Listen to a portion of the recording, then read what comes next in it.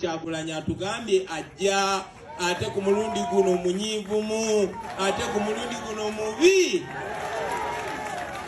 Olunaku olwaleero His Excellency Bobi Wine akoze okulangirira semalangirira okwaddala mu byonna ebibaddewo gubadde mukolo gwa kwanjula kifaananyi kiri official omukulu kyagenda okukozesa nga anoonya akalulu k'okuyingira oba okusuuza mwami Yoweri Kaguta Museveni entebe. Mu bino agambye nti nno tugenda kubanga tujja ne message era agamba nti NUP bagenda kujja ne message eya protest vote nga akabonero tokola era egenda kubeera mbuleera. Tugenda kujja ne message ya protest vote.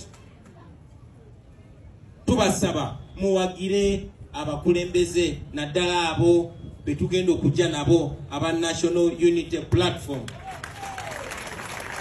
Akabonero kengenda okujja nako kabonero ki ambuleera era ne bakyali bange bonna bengenda okujja nabo bagenda kujja naki akabonero kengenda okujja nabo basebo ne banyabo bakayita ki ne bakulembeze bannange bonna bagenda kujja naki.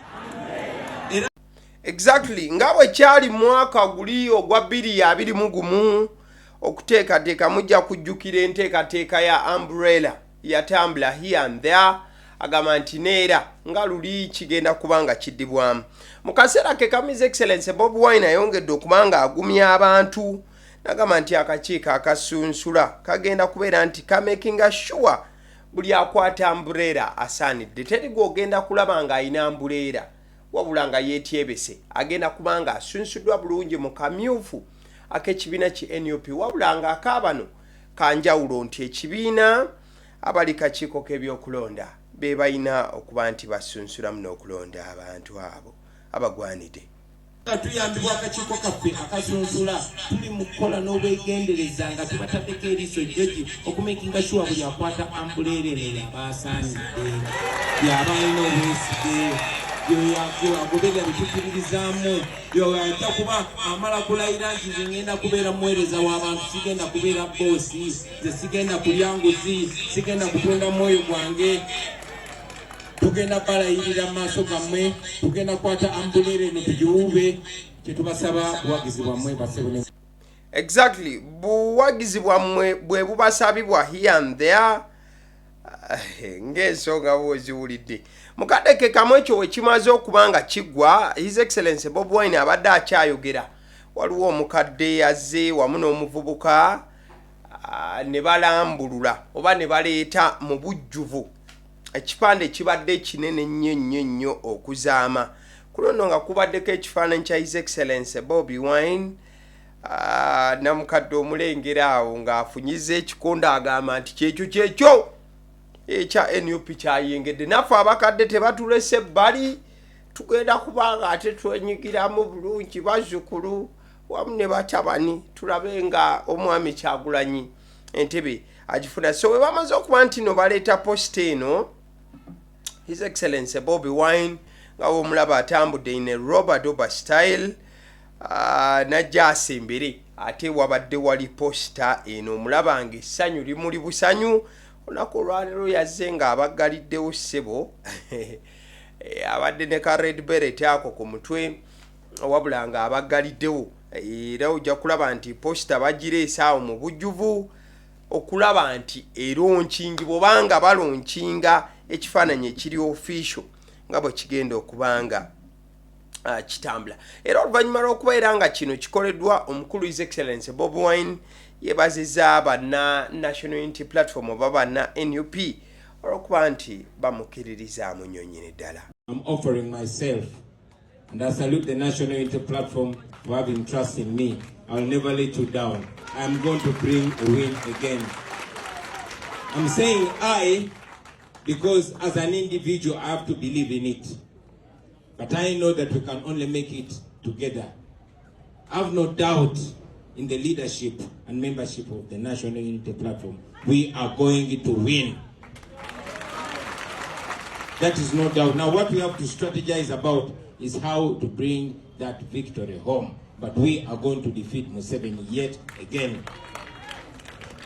His Excellency Bobi Wine says he has no doubt that the win is coming home again.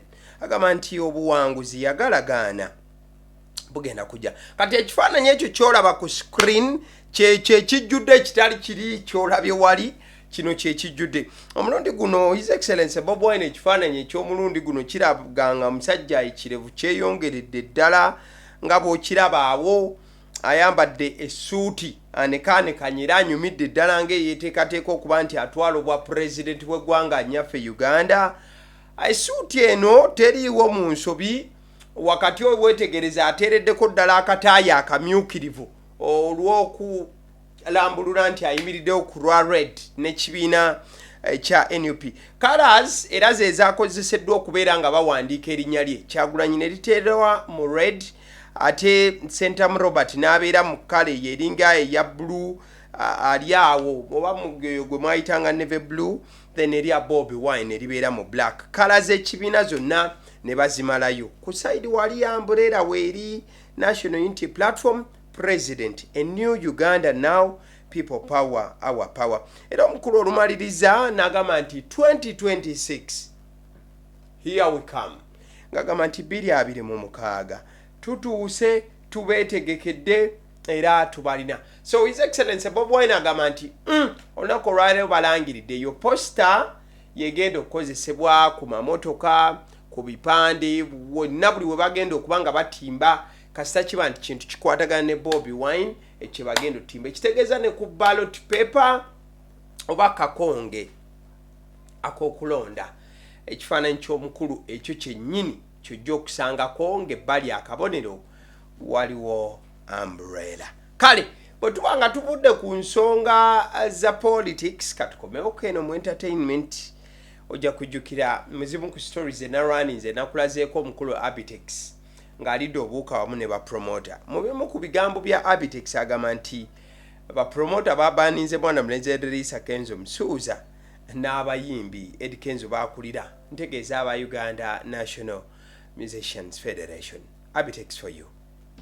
Bapromota bonna tubaninze Eddy Kenzo atulaze nti tatwetaaga yatukuba enkokole wa president kubanga muwabuzi ebizibu bapromota be balina bwe tuwogerera munnaffe bamuddusiza emisinde nga bamubanja timulowooza nti oyo katemba bapromota ffenna begattira mu kibiina kyaffe tumubaninze obutaddamu kuyimba ku stage asooka lye ssente za federation bwe zinaggwawo tunaddamu okumulowoozaako n'abamukkiririzaamu mu federation tugenda kubawa lisiti y'abayimbi ba federation tetwagala kuteeka.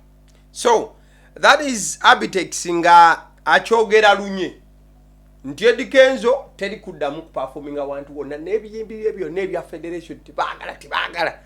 Kati kibadde eri mwana mulenzi Eddy Kenzo Msuuza okutubuulira oba bw'abaaningibwa ddala bikola amakulu naddala nga abasajja bali be bamubaanize. Eddy Kenzo Msuuza had a message gy'asindikidde Abitex omu ne bapromota bonna naddala ku ebyo bye bamwogerako ne bye bamusuubirizaamu here and there. Eddy Msuuza for you. President Museveni n'abala wasaba sente za federation mwenga abayimbi yet promoters be babategeka mu bivulu and they say they have an allegation tino wagamba muno they are not promoters, they are demoters. That's what I said. Yeah, it's an allegation that we had. Mbakuba ekikono sijina kikono kyembakuba era sibakubangako kikono naye nze ndi president w'abayimbi era nga kinkakatako okulobingira ki abayimbi. Yes. Sente zino bagamba nyingi abapromota babategeka bo bali mabanja mweteeka ate sente mu mwagalo zitwala. Senga tubali tulina promoter one mwakozi we butajja na promoter nempulira ekibavaamu kuba tebampandikidde tebankozeeko tebampadde notification yonna. Mbasaagala nnyo okutuula mu bigambo and right now I'm hearing from a third party. Clips zolabinga Abitex ayogera what nze ndabye agamba tumubaaniza okuyimba nsonga simanyi nakumanya lwaki kyendowooza nti ekyasaaga abadde yasaaga mu kuba kati ambaninga atya era kuki okitegeera maybe ye ng'omuntu ne banne bayinza okuba n'obuyinza obugamba afe tukyaddamu muti but ekiti kitegeeza mbu I will stop working because even right now emirimu nyina I'm booked. I have performances coming up. Just president. No, your president or promoters. No promoter is supposed to organize you. So Eddy Kenzo msuza mwetefutefu okwetegeka. Bwe babanga bano ba promoter batandise ebibozibozi by'ogamba mbu tebajja kuddamu mutegeka agamba ayina obusobozi n'akasente akasobola okuba nti keetegeka. So mwana mulezi Tamale Mirundi Junior naye abadde ku mimwa gy'abantu okuva olunaku lw'ejjo abadde agamba nti Juliet Zawode ayagala kumusiba. Mujja kujjukira mwana mulezi avaayo n'ayogera ebigambo bingi ku Juliet Zawode. Juliet Zawode y'oli eyanywegera Dr. Jose Chameleone era Juliet Zawode ye mukyala eyatwala Chameleone ebweru n'amujjanjaba okumala ebbanga era ye yasuzanga wizo side eyo ne bushoke n'abegattako bw'oba ojjukira bulungi. So mwana mulezi Junior gwayogerako wano gwe yabadde ayogerako era nga yemulugunya nga yekubira omulanga ng'asaba ayambibwe. Yes, nzize wano leero okubategeeza nti omukyala Juliet Zawode aluse olukwe olw'okunkwata antwale mu kkomera. Mu lukwe luno aguze poliisi, aguze abalamuzi kubanga alina ssente nnyingi ye tayogerwako. Ekimpalanya oba ekinsibya kwogera mazima. Nayogera amazima olw'abasiyazi batambula nabo abavubuka abambala ebiteeteeyi omuze president gwe yagana mu ggwanga lino. Namwogerako amazima ku buvidiyo bwasasanira ku internet mwenna bwe balaba ng'anwedde omwenge agangayidde n'atuuka n'okwefukira nga bakwata mukwate. Nayogera amazima ku mpisa embi ey'okukisingiranga abasajja ab'enjawulo mu mabaala eyasaasaanira ennyo ku mutimbagano ng'ate sinze nzekka eyagyogerako. Njagala okubategeeza in Africa ate Uganda abaana baffe bangi bali ku mitimbagano bakoppa empisa zino ezitali nnyungi omukyala Juliet Zawode ze yakola nenvayo ne.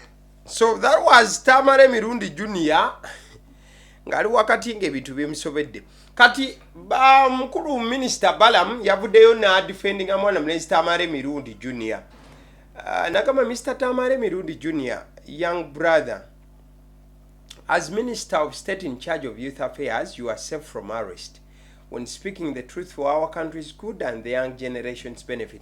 So Balaam ngagamba nti Tamale Mirundi Junior abeere mukakamu, ali safe, tagenda kubanga afuna buzibu bwonna olw'ensonga ye Minister w'abavubuka yayogera era amugamba nti Tamale Mirundi ali safe olw'ensonga yayogedde ensonga ez'amazima ku lw'eggwanga n'okulaba nti emiji gy'emito gifunamu.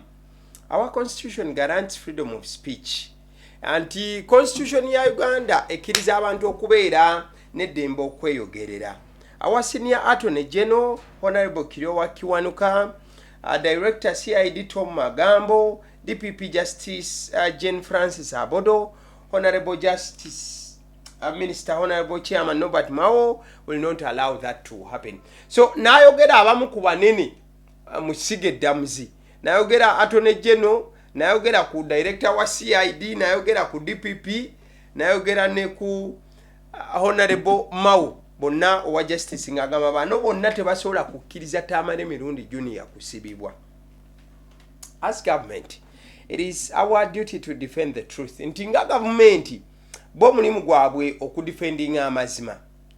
However, it's our duty to defend the truth, not suppress it with money or power. Nti tebaliwo kubeera nga bakkiriza ssente kufufunyaza ddoboozi lya amazima n'okulikakanya. Let us kati ate wano n'agattako, let us use internet responsibly, not misuse it.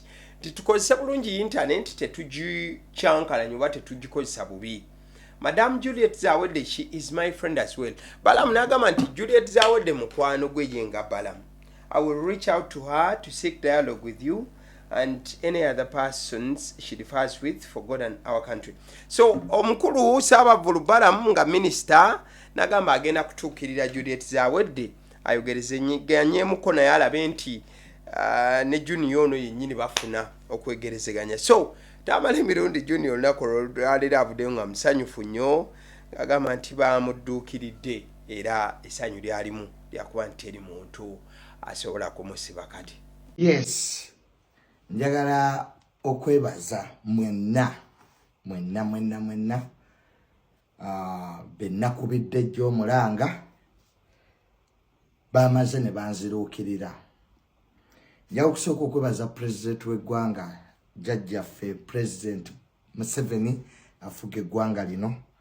Taata weebale nnyo, ejjo nafunye amasimu okuva mu State House nga bangera okungumya nga bagamba nti tewali muntu agenda kunsiba era tewali kigenda kuntuukako. Nebaza nnyo General Muhoozi. General weebale nnyo, weebale kuwuliriza mazima, weebale kubawa amazima. Jenemuke era nebaza nnyo PLU taata wange mwe yabeeranga era yali mwogezi wa General Muhoozi.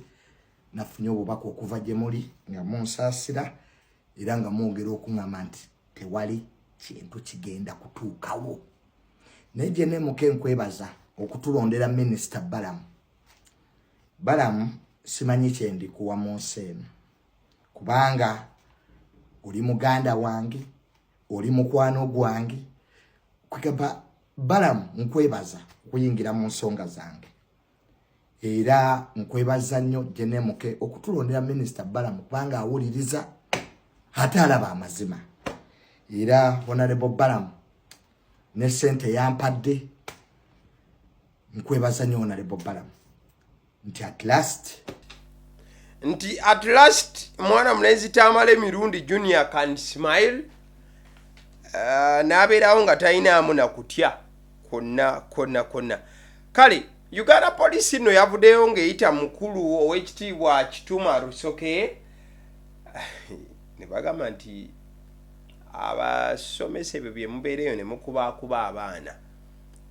Ate ojja kujjukira ne General Kahindo Tafire yavaayo n'akyogerako. Abasomesa mukyakuba abaana naye eggwanga ennaku zino liina obuli muntu yafuuka munnamawulire. Akatambi aka omusomesa kayinza okutwala mu kooti kamu bwe kati omuntu omwe ajja kukwata vidiyo akutuwe ate otandike saategeera biki. Corporal punishment teri mu mateeka bagiwera, so tetwagala kulaba muntu yenna akozesa corporal punishment ng'ekibonerezo. So temukozesa corporal punishment abasomesa ssebo. Omusomesa obeera awo n'okozesa corporal punishment ku bayizi. Kale abugambo buno obutonotono buveewo w'ekitiibwa Katikkiro tubuulize tuveewo awo tweyongereyo. You should never ever lose hope. Under no circumstances should you lose hope. Because when you lose hope, you give up. And you know, like they say, winners never quit. And quitters never win.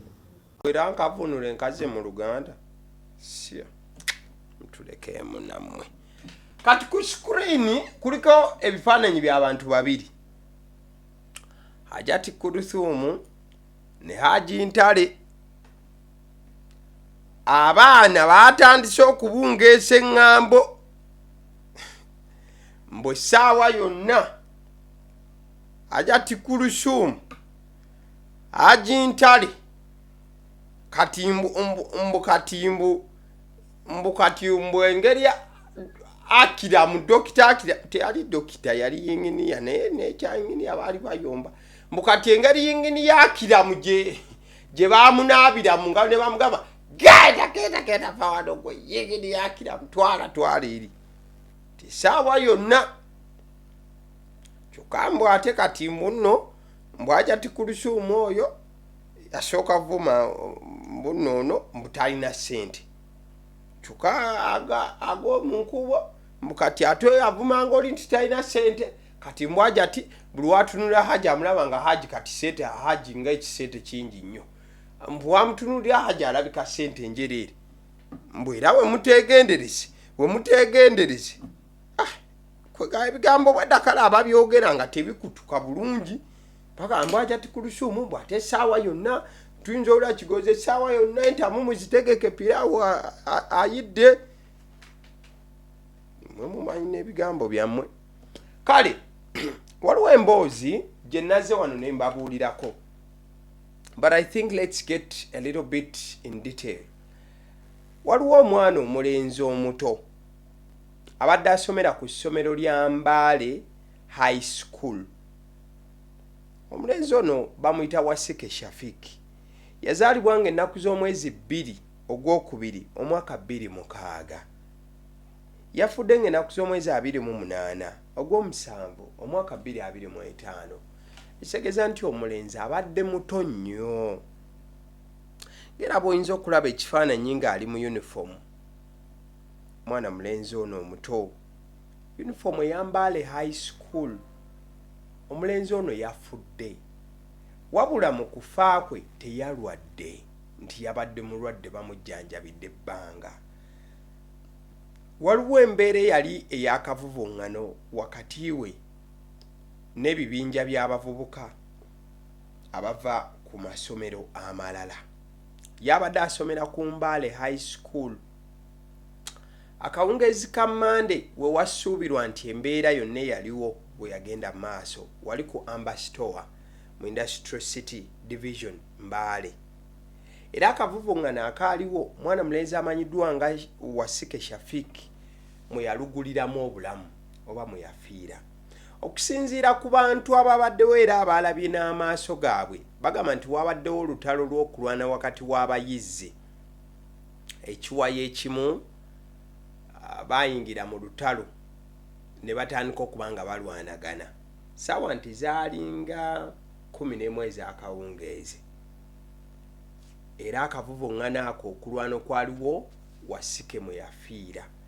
Wasike bamuddusa mu ddwaliro lya Mbale Regional Referral Hospital. Era nga yaddusibwayo minywanyi gye abalala 3 be bamuddusaayo. Kigambibwa nti mwana mulenzi ono yafumitibwa nga bakozesa screwdriver. Screwdriver bwe buntu buno obuli sharp obusumulula emisumaali tugeze mu radio, obusumulula emisumaali mu bintu ebyenjawulo. Mwana mulenzi ono yafumitibwa ki screwdriver. Era abamukolako obulumbaganyi luno we bakakasa nti bamaze omufumita era embeera y'obulamu si nnungi badduka. Essomero lya Mbale High School gy'abadde asomera ligamba litandise okukola okunoonyereza. Mu kadeke kamu ne poliisi eri mu kunoonyereza era ebitundu by'e Bugisu eyo bali mu kutya kw'amaanyi olw'enjego eyabaguddeko okubeera nti omuyizi omuto bw'ati emyaka 19 mwana omulenzi ono gy'abadde alina gyokka okkakananga obulamu bugenzi. Okusinziira ku mwogezi wa poliisi mu bitundu bya Elgon omukulu amanyiddwa nga Rogers Taitika yanenyeza nnyo ebibinja by'abavubuka okubeera nti bye byaviiriddeko omwana omulenzi ono okubanga ava mu bulamu obw'ensi eno. Era mu byonna ebyayogeddwako agamba nti bonna abenyigidde mu kino bagenda kubanga bakwatibwa.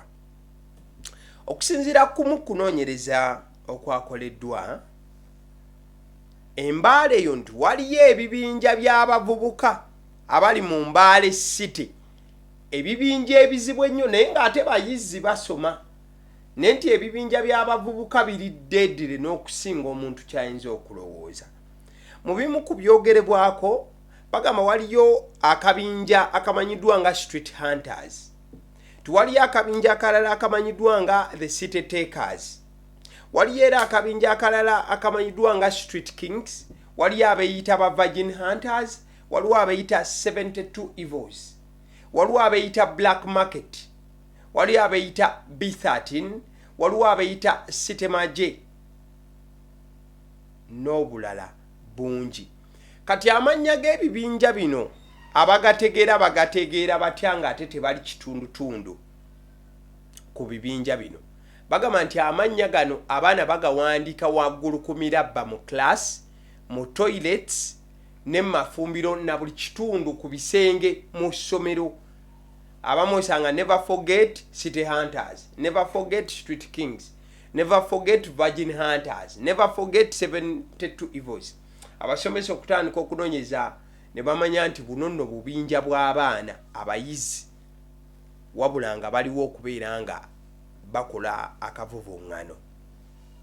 Agamu ku masomero agasangibwa mu Mbale City mulimu essomero nga erya Mbale High School eryo lyennyini, mulimu essomero erimanyiddwa nga Nkoma SS, mulimu amasomero gangi, mulimu Mbale Progressive SS, mulimu St Mary's College, mulimu Mbale Comprehensive SS, mulimu ne Mbale Secondary School. Sireroka n'amasomero agawolera ddala. Wabula okuttibwa kwa mwana omutono wa Sike kusuubira okubeera nti kwasinze kuva ku lutalo. Embeera ey'olutalo wakati w'amasomero nti abaana abazze okuba nga balumbagana omwana mulenzi ono wa Sike Shafiki yafudde era yavudde mulamu bw'ensi eno. Bano babadde ba masomero malala wabula nga balina embeera ku mwana mulenzi ono ne ku ssomero lino banga baliinako akakuku. Omu ku bayizi ab'Mbale High School eyabadde n'omugenzi mu budde bwa kawungeezi agamba nti mwana mulenzi ono bwe yavaawo n'agenda okubeera nti afuna ensawo ye yali agenze ku Ambassadors awo nti eri kilomita just oba kitundu kya kilomita okuva ku ssomero, era nti baali 6 mu kabinja sawa nga 11 akawungeezi. Embeera enzibu we yabeererawo sawa ziba ziringa mu 12 awo information yatandika okubanga etambula nti mwana mulenzi ono yali attiddwa ku Ambassador gye yali alaze distance si mpamvu okuva ku ssomero. Then okuwulizaako okuva eri maama w'omugenzi omukyala amanyiddwa nga Kasifa Namwenge, ye Kasifa yategedde saawa zabadde 12 ez'akawungeezi nga mutabani we yattiddwa sanga 11 ti mutabani we amazeemu era avudde mu bulamu bw'ensi eno, era maama agamba nti yagenze okutuuka nga mutabani we amaze okufa, obulamu bw'ensi eno abuvuddemu. Deputy Headmaster akwasaganya ebyensoma ku Mbale High School omukulu amanyiddwa nga Fred Wamsi agamba nti essomero terinaba kubanga limanya kiki ekyaviiriddeko omuyizi waabwe okubanga yakubiddwa n'afumitibwa okakana ng'afudde. Kigambibwa nti essomero liri ku pressure y'amaanyi olw'ekyabaddewo, abayizi bali mu kutya, wabula kijja kujjukirwa nti Mbale City erimu amasomero ga gavumenti mangi nnyo wabula nga gali ate mu katundu ke kamu, okuli Mbale High, okuli Mbale SS, Nkoma SS n'amalala mangi. Era kigambibwa nti amasomero mu bitundu by'Embale kino ekyabaddewo kitera okuba lwakuba nti kale omulundi guno waliwo eyakifiiriddemu, naye abayizi batera okwerumba ne bava eno ku Mbale ne bagenda ne bava eno ku Mbale gundi ne balumba erya Mbale gundi, era batera okwekuba n'okwekyagguwa lwakuba nti this time round ebintu byazze bubi byafiiriddemu omuntu ne bulijjo babyekola ne beekubamu ne beerekaawo. But this time round oba oli yalumbye na busungu bungi okakana nga bafumise munnaabwe ekiso. Ku myaka 19 gyokka obulamu bw'ensi eno ng'abusiibudde omulenzi omuto ennyo kyannaku nnyo nnyini ddala. Tho gavumenti yandiyambye oba poliisi ne bakola okunoonyereza omusaayi omuto guno ne gutagenda bwemage bwe gutyo, ate ne batangira n'ebiyinza okuddirira kubanga kino kyo kyabaddewo bati kibuuzo biki ebiyinza okuddirira bwe baba nga singa bano abakoze obulumbaganyi ku mwana omutono tebakwatibwa wadde nga nabo bato nti bayizi banne. kale awo tuba tuvuddewo ngenda kubanga ntumirako ku bantu ab'enjawulo ababeera ku YouTube channel eyagaliwo mbasiime n'okubeebaza nabagambe nti kyemulina okukola kya commentinga ku YouTube channel eyagaliwo buli video gye tuteekayo abakomentinga ku video ebeera esembyeyo bentumire ekitegeeza buli video gye nteekayo gwe commentinga ebikwatagana ku video eyo ojja kuvaayo okomentinga enti bannange kati ate nze wano wendi ndi mu feeling tukubuuza feeling yaki nga story gye tukolako yakufa wow kale njagala okutumira ku Natural Levy thank you so much oli mulabi gwagaliwo mulungi nnyo obeerako era commentinga Maria I1D89 Maria thank you so much for watching agaliwo Birali Yona Birali Yona oli muyombi olumu oyomba naye weebale nnyo kirungi kuyomba ng'oyombera wano kwagaliwo nga toyombedde walala ne walala genda oyombe kasita omala olaba ezaffe wano n'ezabala zirabe naye oyombe naye ebiyombo bitandikire wano weebale nnyo Birali Yona abo tuba ku Birali Yona weebale nnyo Kamuhanda Richard Kamuhanda Richard oli mulabi mulungi oli mulabi mulungi bambi thank you so much Muhumuza David thank you Muhumuza we love you so much tukwagala nnyo muganda waffe weebale kuba nti olaba YouTube channel yagaliwo Mirembe Juliet thank you so much thank you weebale kutwagala weebale kwagala agaliwo Kisala Joseph big up to you kubide salute kali maze okubatumirako enjiri nerabika we tunaabulira abantu ne tubabulira ku njiri enjawulo tubagamba twagendako mukulu ne tuddaninga byonna temubiwulira tujja basanga eyo gye musula era tujja babuulira enjiri so mukama yebaza papa chopapa kugamba kigambo kya mukama papa bya kibuli njiri kati tujja bawa ya kibuli mtuleeta kuwano matanta gammwe kale mu sports olunaku olwaleero njagadde okulaga baana balenzi bana abasayininze sizoni eno ne beegatta ku teams ze beegasseeko wabula nga babawadde shirt number 20 buli omu bamuwadde shirt number 20 njagala ontere mu comment section ani gwosuubira mu shirt number 20 eyo gyayambadde agenda ogukuba guno g'essizoni eno tutandike ne ttiimu y'abannaffe aba Newcastle basayinize mwana mulenzi amanyiddwa nga Anthony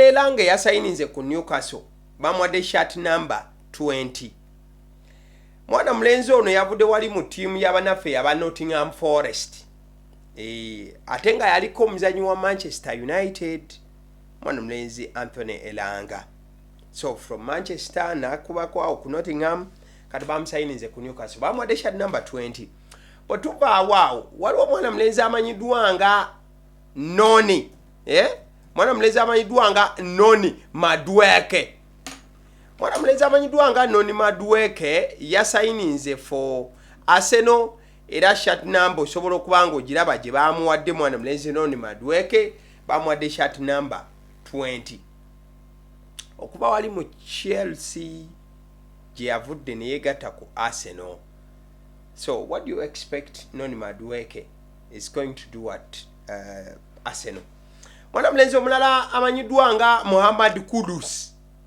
musajja oyo yavudde wali ku ttiimu y'abannaffe musajja munagana by the way Muhammad Kudus yavudde wali ku ttiimu y'abannaffe aba West Ham ne yeegatta ku Tottenham musajja oyo winga naye bamuwadde shirt number 20 so kiki kyosuubira mwana mulenzi amanyiddwa nga Muhammad Kudus kyayinza okubeera nti agenda kukola wali ku ttiimu y'abannaffe bano aba Tottenham Hotspurs osuubira eddiba anaalikuba ne linoga oba mwana mulenzi omulala amanyiddwa nga Joao Pedro from Brighton and Hove Albion mwana mulenzi ono yeegasse ku Chelsea Gayisete ye yalagiddewo nti ensimbi ze baamusasudde n'okubeera nti bamuleeta ku Chelsea yagga ku byamagoolo yakubye obusajja mu Club World Cup yabikoze wabula kujjukira okuva ku Brighton wali yavaayo ng'azanya empiira 27 season eyo n'ateeba goals 10 n'assist 6 ne yellow cards yajja na nnya so mbadde nkugamba mukwano gwange nti that is how everything looks. So babadde sha number 20 buli omu kali nja kubuuza olowooza bonna abalinzi abo bana ani agenda okugukuba gunoge? Teka mu comment awo oba mu comment section. Abasidi omusunsuzi erinnya eryange agaliwo gwe mukutu kwe tuli information nga bwetambula bwe tugireeta tetugatta mu byaffe ya doktoramu kati kyolina okukola kyakwera nti olikinga video eno. Thank you so much atambudde nange okuva gye navudde paka wano wentuuse eno show emanyiddwa nga the night shift omwanjuzi yenze abasidi omusunsuzi omulabi yeggwa atudde awo tulina kyongamba bele bulungi mukama bakuume mweraba. Thank you so much.